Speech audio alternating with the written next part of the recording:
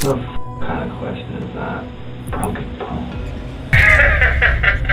A 2-year-old, a bathroom, 10 minutes alone, and a man whose answers, medical, mechanical, every kind, wouldn't add up. Her mother had broken up with him a week earlier. The neighbors had already heard her screaming about the kids, and every adult in this story made a choice that morning. Only one of them had to live with what happened next. I said I feel like a target because I never done nothing to these kids, dudes. I have no reason to hurt nobody. The Ocala Forest Campground is a permanent residency in the middle of Florida's National Forest, about an hour north of Orlando. People live there full-time. On the morning of May 3rd, 2022, Kristen Gagne left for work at 9:30 a.m. Her 2-year-old daughter, Jacqueline, known to her family as Cade, stayed behind on Lot 62 with Kristen's boyfriend, Travis Ray Thompson. Travis was 24. He and Kristen had broken up a week earlier, but that morning, he was babysitting. Just kind of getting back on the road here. Is you off? I've been on special assignment for a while. Oh. Alright, I need your help. Okay. Lot 62. You know who lives there? KRISTINGAGNE. Anybody else?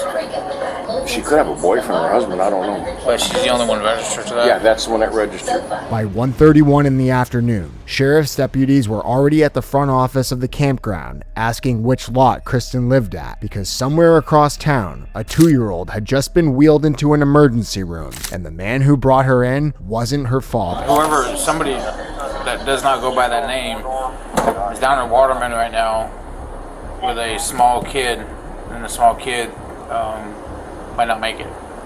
Ooh. So Was it abuse or something? we don't know. Don't know. They didn't know yet, but the doctors at the hospital were already calling the sheriff's office because the imaging didn't lie. Travis was at the hospital with Kristen. Cade had been pronounced dead 3 hours after she arrived. The hospital staff had a problem. Internal bleeding behind her abdomen, a fully severed spine, and the man who brought her in saying he was in the bathroom when it happened. By that afternoon, Travis was in an interview room at the Marion County Sheriff's Office, walking detectives through what happened. They did that. I made coffee. Me and Kristen drank our coffee, smoked a cigarette. Me and Jacqueline went down to the lake while she went to work. And then after we came back, I put her on the couch to watch Cat Dog. She had her drink. I told her the cheeses were right there. If you want some, help yourself. I don't care. She was with Luca. I had to use the bathroom. I was in there for about 10 minutes, and then I heard her collapse on the floor. Coffee, a walk to the lake, cartoons on the couch, a trip to the bathroom, and then, according to Travis, a 2-year-old girl sitting on a futon somehow collapsed onto the floor and broke her own back. Where the doorknob would be, she was just like laying on the floor, like, hey, you all right? She didn't respond, so I hit the door up. I was like, hey, you all right? She still wasn't responding, so I flushed, pulled my pants up, ran over to her, and she was like making a gurgling sound, like I thought she probably swallowed some water down the wrong tube or something, but that wasn't the case, because when I picked her up, she was limp. She wasn't breathing. She's literally trying to like breathe and she's not breathing. So I started doing CPR. So I just kept doing CPR. When I tried to call 911, they didn't even dial. It didn't even go through. It didn't do anything. He says he started CPR. He says he tried to call 911. He says it didn't go through. So he called Kristen instead. So I was just like, all right, so this is bad. This is bad. So I just kept doing the CPR. I kept checking to see if she was breathing. She was barely breathing, but she had a good heart rate. And that's pretty much like main thing of what I knew that was a good sign to have. By the time Kristen made it home from work, her daughter had a heartbeat, but barely. They put Cade in the car. They started driving toward the hospital, and somewhere on that drive, Kristen realized her daughter had stopped breathing entirely. That's when 911 finally got the call from Kristen from the passenger seat. Paramedics met them at a barbecue restaurant on the side of the road. Cade was pronounced dead 3 hours later. While detectives were inside with Travis, other deputies were knocking on every door at the campground. They started next door at Lot 63. The man who lived there was Adam Keller. Quite oftentimes, the both of them get left outside, parents inside. Okay. And the boy would run around the park with another girl, and the little girl would just be playing over here.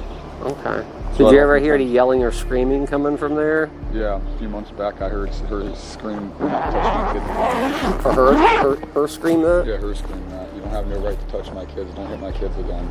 Don't hit my kids again? 2 children outside, unsupervised, routinely. And months before Kate ended up on a hospital bed with a severed spine, her own mother had been screaming at the man who would eventually kill her to stop hitting her kids. More than one person knew. Nobody did anything. 4 lots over, the deputies talked to Kenneth Shaw. My morning ritual is I come out here and I sit right where she's at and I have a cup of coffee. Yes, sir. And all I heard was a female scream, no, and some commotion, and that was about the extent of it. Okay. You said you heard a woman scream no. Like a scream or like... Okay. Like she was Right. scared and...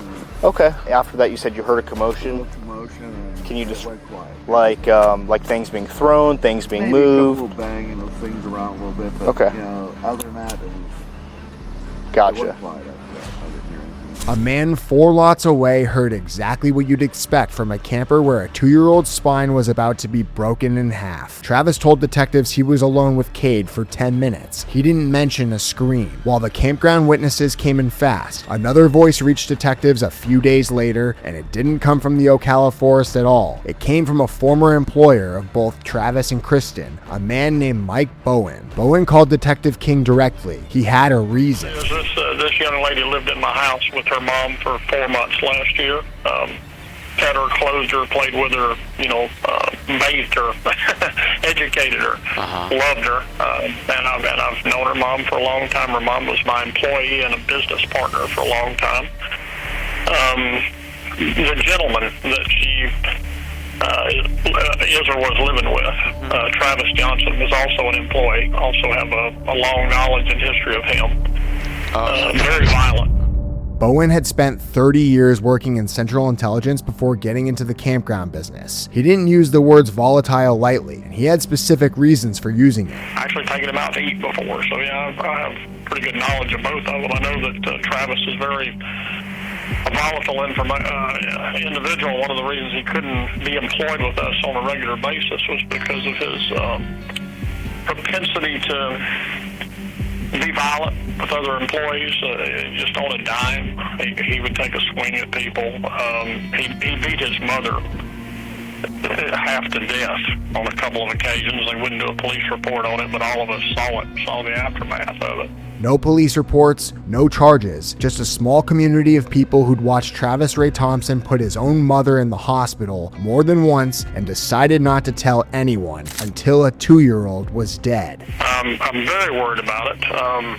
She's a very strong person. I can just tell you that she's probably one of the finest, most devoted mothers I've ever met in my life. She would do literally anything and sacrifice anything for those children. I'm afraid that by the time Bowen made this call, he was already worried Kristen's phone had been taken from her. He thought Travis's family was controlling who she talked to. He was a former intelligence officer. He'd set up a code word with her just in case. Kristen and I have been friends for a long time, and we basically have, this is going to sound a little extreme, but basically have a safe word or a series of safe words in case she needs something. I worked for Central Intelligence for 30 and a half years, so these things are kind of within my realm. And there are things that she would know to say to me if she were having a problem. So now that this has occurred, and I've tried to communicate with her, what I've found out is her phone's been taken away from her. So when I'm communicating with her, it's not her, and we have a vernacular and we have a safe word so that I know that it's her on the other end of the phone. She wasn't answering. What detectives needed to know going into their next round with Travis was that this was not a one-off. This was a pattern, and this time, the pattern had killed somebody. When detectives sat down with Travis at the sheriff's office that afternoon, they weren't accusing him of anything. They told him they were just trying to figure out what happened. But they already had 3 things he didn't know they had: his phone, the medical examiner's preliminary findings, and his own probation file. And before they reached for any of it, they let him talk. Okay, because Kristen doesn't want me to put my hands on them. I don't want to spank them either, but I mean, if they're really out of line and not listening, and we'll get 1 pop and then still get put in the corner for 5 minutes. That's an important word. Pop. He used it without prompting. Nobody had asked Travis whether he hit the kids. He just told them he did. Then the detective asked him what he thought might have happened to Cade, and Travis started reaching. So now that you've been able to think about it for a day, and I'm not a doctor, Detective King's not a doctor, none of us, we're not doctors, but we learn things and we've learned things, and I'm sure that you've been able to think about things. What do you think happened? I don't know. That's what honestly bothers me, because the deeper I think about it, I can't answer that. Like, even I've asked other family members, like, what do you think could happen? There's like, oh, it could have been like a brain aneurysm, or it could be lupus, or this and that. See, I was like, someone else mentioned lupus too, but I was like, there's no way. Or it's SIDS, and it's like, see, but no, she's 2, and then they told me that like it's a 60% chance between kids that are like 4 months old and 6 years old. I'm like, I don't exactly know that because I don't have kids. Lupus, an autoimmune disease that doesn't snap spines. SIDS, sudden infant death syndrome, a condition that almost exclusively affects babies under 1 year old. Cade was 2. These are the explanations Travis was reaching for. A man who claims he had no idea what happened, listing diseases he hopes might explain a severed spine because he can't. But I can tell you from being there and seeing this happen and seeing them go through this autopsy, there's some injuries that occurred that I don't see how they could possibly be an accident, Travis.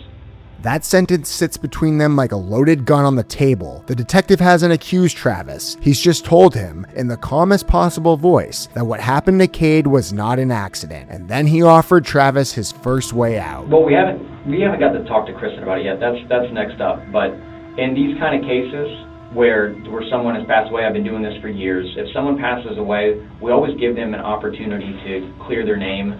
I've had cases where I take somebody down the hall and we put them on a polygraph, and whenever they pass the polygraph, obviously they can tell their loved one, spouse, girlfriend. I didn't do anything wrong in this. They even gave me a polygraph down the hall. This sounds like a good case here where we would offer that to you. If I were to put you on a polygraph right now and ask you, What is that? Oh, it's the lie detector, like the scientific name for it. If we were to just ask you, on the polygraph, did you hurt? Would that be something that you'd be interested in doing today? Not exactly, because I know within myself, and God knows that I would never do anything to harm these children. Police are legally allowed to lie to you in an interrogation. They can offer a polygraph they have no intention of running. They can tell you the test will clear you, when in reality, the test rarely clears anyone. What they're doing when they offer it is reading you, because if you've got nothing to hide, you take the test. Travis didn't take the test. Because this injury that is to her body, whenever the doctors looked at it, whenever they did the autopsy, they were looking at this injury and they're going, this injury doesn't seem to make any sense with this sitting on a futon and getting hurt thing. The detective doesn't say what the injury is. Not yet. Just that it doesn't fit Travis's story, and he watches Travis. And you're with her. It was something from before when she wasn't in my care. But I'm not going to lie, I already expected that this was going to be something that was going to happen. What is it? Why? What's that? Because that's normally how it goes. That's just my luck. People think that I always have something to do with it, that I'm this mean, horrible person, this and that, but really straight up, I haven't done nothing. The injury that she has does not, it doesn't correlate with the story. But I don't know what the injury is. Okay. So how am I supposed to tell you if I don't know? Well, anything at all that I know, because I've had a few kids, anything at all that you can think of that you moved her, touched her in some way that would cause a bone to break. Without saying what bone, because I don't want to let all the cats out all the bags, but there is a bone that's broken on her body. It's a very important bone.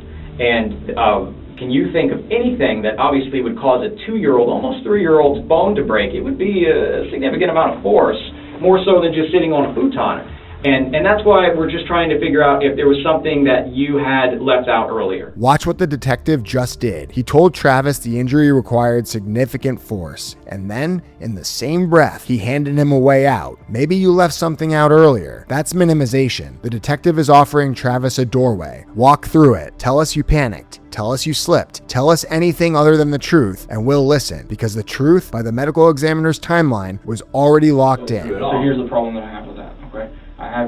You gave me consent last night, we don't hold the entire phone. The documentation. There's no, Exactly. It records everything that phone does, and there was no attempt to call 911 from that camper.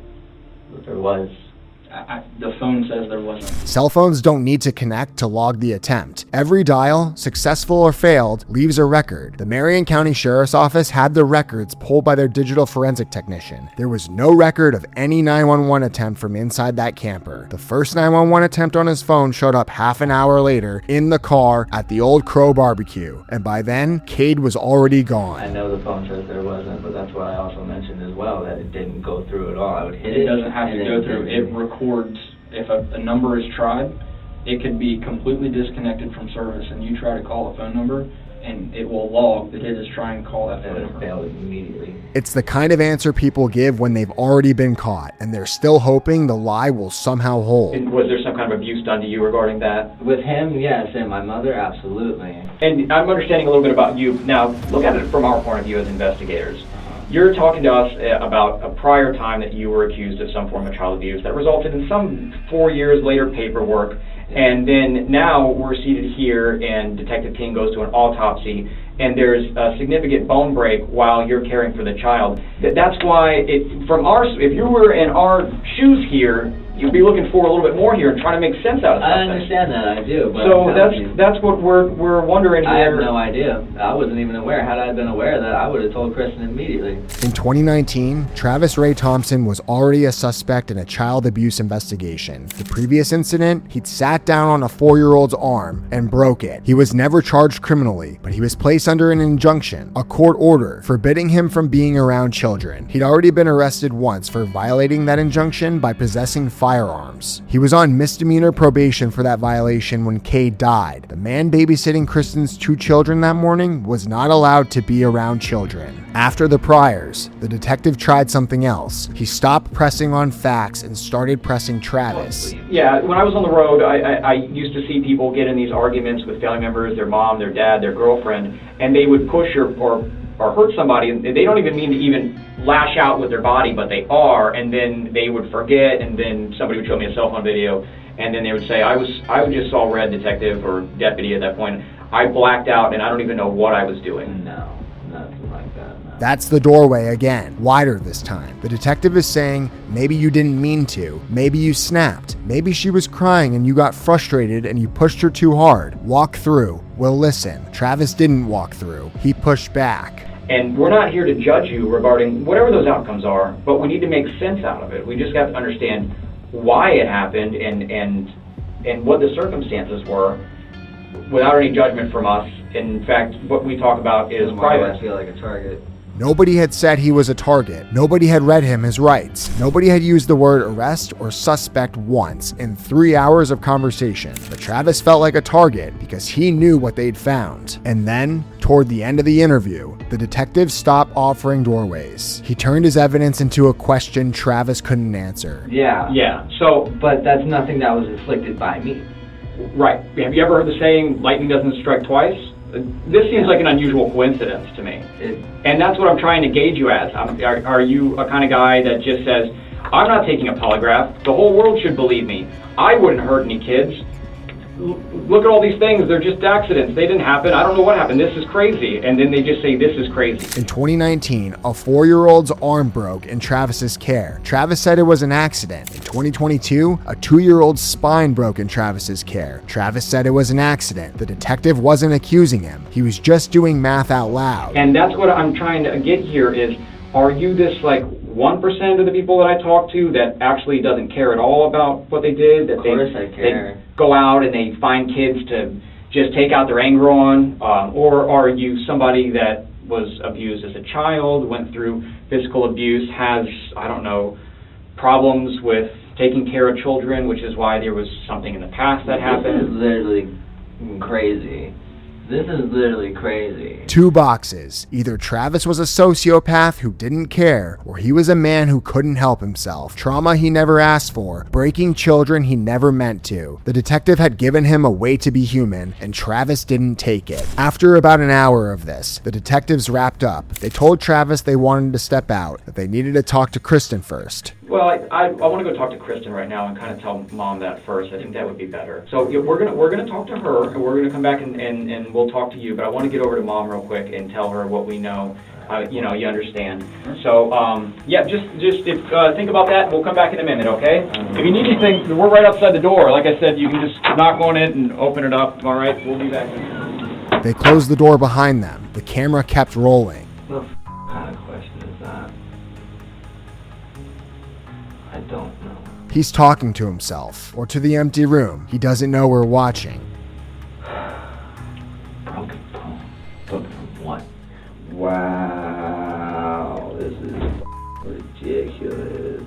What the It is a strange thing to mutter to yourself about a child whose injury you supposedly know nothing about. Because if you actually believe she fell off a futon, you wouldn't be running the question, broken from what, through your head. You'd be running through how she fell. Travis Ray Thompson never confessed. He never said the words, "I did it," to a single detective. He never stopped insisting he didn't know how Cade got hurt. But for about 30 seconds, in a room he thought was empty, he came as close as he was ever going to come. At the same time, detectives were running Travis through the medical evidence. A different detective was sitting across from Kristen. Her interview lasted 4.5 hours. For most of it, she defended him. She said Travis would never hurt the kids. She said the injury must have happened sometime when Travis wasn't around. She said she didn't know, but the detective started reading her own messages back to her.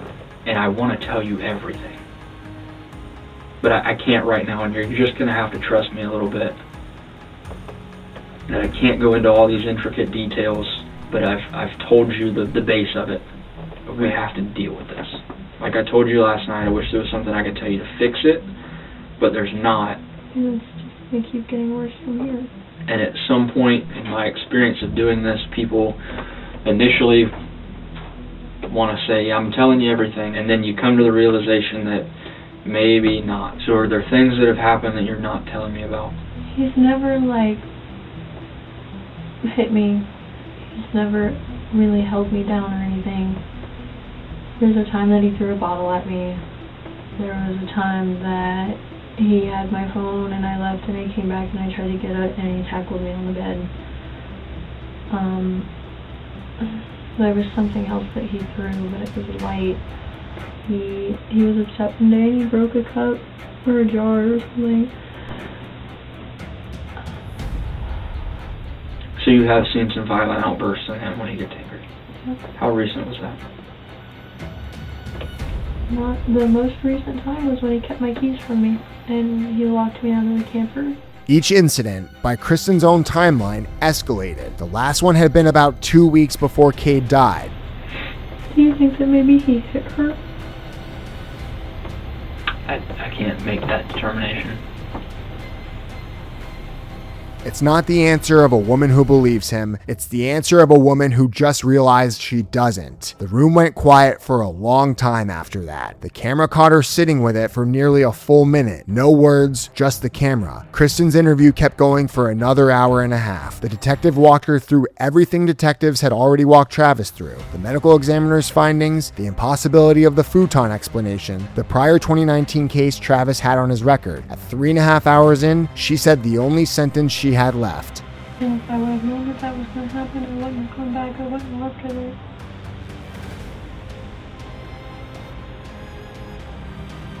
I would have never even had him around my kids if I would have known that that was going to happen.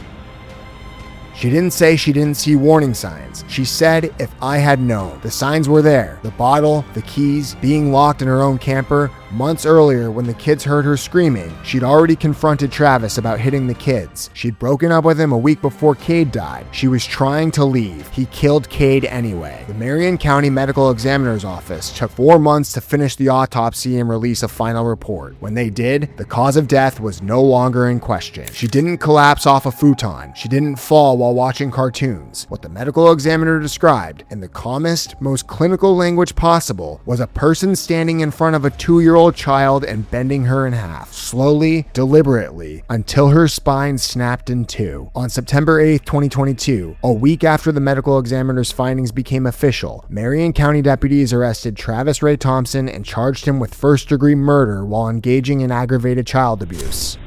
This is such bullshit. Goodbye, job opportunity. I cannot go back to jail over shit I didn't fucking do, dude. Suffering.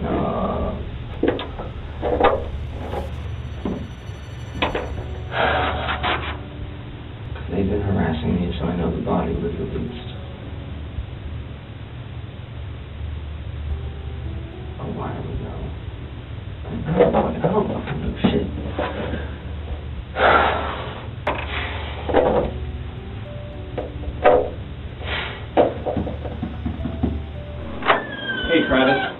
It's Dan Pender. I don't know if you remember me or not. Yes, I So, remember you. I'm going to leave you a water in here real quick. How am I supposed to drink it? Well, that's what I was going to get to. I'm going to get the deputy that brought you in just to move your handcuffs up to the front. As soon as we're done, we're going to come in and talk to you. So let me get somebody to move those Is handcuffs. it actually going to be a talk, or are you going to quick. sit here and tell me exactly what it is I did, or what you guys think I did? Well, I'm always curious about people that want to talk. I know it's been a while since we talked. No one's talked to me, but I can tell you I've been harassed the entire time. Well, I'm really sorry about that. I don't think I haven't harassed you in any. We haven't No, talked not to you you, at all. the family. Alrighty, well, hang tight. Let me get. Could you get his handcuffs moved to the front? We'll talk in 1 second, okay? Let me just get all this stuff taken care of and print it out. Hey, Travis. So I know it's been a while since you and I talked. So I hate that it had to be this long and that we've had to, that I haven't had contact with you since and all. We've been waiting on some results and all to come back, which we recently got back a lot of results. And a bunch of findings from a medical examiner and the doctor and such that I'd like to talk to you about. Obviously, you didn't come up here on your own free will. You're still in handcuffs, right? But I got a lot of paperwork back from the medical examiner, from the doctor, all the tests that they did. Obviously, it's been months since you and I talked last. All of these test results, all of the findings, all of the opinions from these doctors that have done this for years shows that this is possibly something that you plan to do. Plan to do. And that's what I want, is I want your explanation as to what happened. I don't think you're the type of guy that would have planned something like this. No. And there's a couple people that have tried to tell me that you are. I bet they fucking have. So what I want to know, Travis, is what actually happened. Everything I told you is what actually happened. Kristen went to work. I woke up, took my guns out like I was supposed to clean them, never got the chance to. Mm-hmm. I got in trouble for that, obviously, because I went to jail for it. Right. So, we went to the lake. Kristen went to work. We were there for like 20 minutes. I brought her back. She wanted to watch Cat Dog. So I put on Cat Dog. I went to the bathroom. I heard something hit the floor. I opened the door. She wasn't moving. Unresponsive. A lot of the way that the All I doctor... can really tell you is that in that 10 minutes of me being in the bathroom, she was out there with Luca. I don't know. And I'm not going to be pinned for something that I didn't do, because I would never harm that little girl on my life. I wouldn't have stepped up to be the dad that I was. Look, Travis, there is no explanation. That's what I'm trying to tell you. You guys think I'm withholding information? I've told you everything. I don't know. You don't think this bothers me? The entire time I sat in jail, it didn't bother me? The entire time I've been out, it hasn't bothered me? That there's no explanation? Right. Travis, the injuries that she sustained can't be explained by her falling off of a bed, or even if she had jumped off of the bunk beds in the back of the camper. That doesn't explain the severity of the injuries that she had. I know. Lightning striking once, twice, 75 times in the same spot thing, it doesn't make any sense, especially when the doctors are saying that this amount of force came from. You're the only one there with her. She didn't just fall off of a 20-inch above the ground futon. It wasn't something a dog or something like this. This is you getting upset about something. I'm guessing you got upset about something, or this is you just saying. Upset about? It was literally just a normal day. I went through all of your text messages between you and Kristen. Okay. There's a high level of emotion in those text messages. I bet. Because y'all had broken up the week before, right? Something like that. When she said they were texting how she would act in person are completely different. I get that, and I read that in the so text messages. So that's very confusing. Okay. I read all that in the text messages where she even says that she acts differently over text than she does in person. Okay? But what I'm trying to tell you, Travis, is that I can see that emotion in these text messages. And I can tell you from what I've been told from the people that are also involved in this, is they see these text messages of you extremely upset because the girl that you love has just told you that she doesn't want to be with you, she doesn't love you, and she's moving out. She tells you all of that. You feel like this entire time that you've been with her has been completely wasted, and she's turned her back and walked away on you. What I don't want, Travis, is for it to look like, because of all that going on, you get mad and you plan in advance to do this. You guys know the charges he's being charged with? Yeah, so I told you in the parking lot. Yeah, first degree homicide. What the f***? Do you know the implications of first No, I degree don't. homicide? I don't know shit. It's eligible for the death penalty, Travis. I'm gonna die?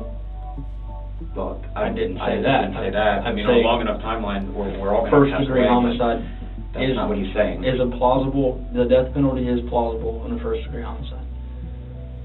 And Travis, what I'm trying to do is I'm trying to paint you in the picture so that we can move away from that a little bit. I don't wanna fucking die, dude. It's a fact that I'm sorry goes a long way. It's a fact that it's a fact that you're under arrest for murder. That you killed her. I didn't kill a child. You did, Yes, Travis. you did. No, I didn't. You did. Whether or not you meant to kill her, that's up in the air. But that's why we're here to talk. But you killed her. She's dead because of you. Right now, it looks like you meant to do it. You had all intent to do it. No, it's just a fake. I know. I don't know is my honest answer. That's unacceptable. I will make sure that I document that is your answer to our question of how 2-year-old toddler is dead.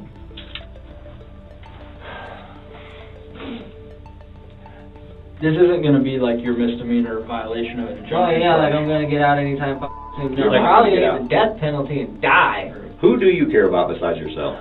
Nobody. That is True. apparent. That's a true statement. That is the we've first heard. truth. Yeah, because that's what you want to hear, right? No, Just told you that, and look at that, you both agreed. I do agree. I can accept the truth. And it's very clear that the only person you care about is you. No, but that's the thing. I literally just lied to you and said, "Oh, that's a true statement." Really? Straight face, just lie. That's weird. I was told when I was Travis, in there. had you never, ever put your hands on that child? Or maybe had you called 911 40 minutes prior when you Or called Kristen told instead of driving the off? medical staff in the ambulance, listen, I did something real bad, this is what I did. Please save her. Then you could have ran off into the night. Never seen anybody ever again. But nope, you kept it. You kept it through sitting there by yourself. You kept it through telling Kristen. You kept it again through going to the paramedics. You kept it again at the hospital. You've kept it from the detective. You kept it from Kristen again after you got out of jail. And you're keeping it right now. He was held without bond at the Marion County Jail, and then, for nearly 3 years, he waited. On June 4th, 2025, after a multi-week trial, a Marion County jury deliberated for less than 2 hours before returning a verdict. Guilty, first-degree murder. Judge Barbara Kistner sentenced him to life in prison immediately, the same day the verdict came down. Jacqueline Schwingle was 2 years old. Her family called her Cade. On the last morning of her life, she had coffee with her mom, watching from a few feet away, playing with the dog. She rode a toy car down a dirt path to a lake. She wanted to go fishing. Travis told her they'd have to wait. She watched cartoons on a futon. She had a snack. And then she was alone in a camper with a man her mother had broken up with a week earlier. A man with an injunction in his file telling him not to be around children. A man the neighbors had already heard her mother screaming at months before to stop hitting her kids. Cade never got to go fishing.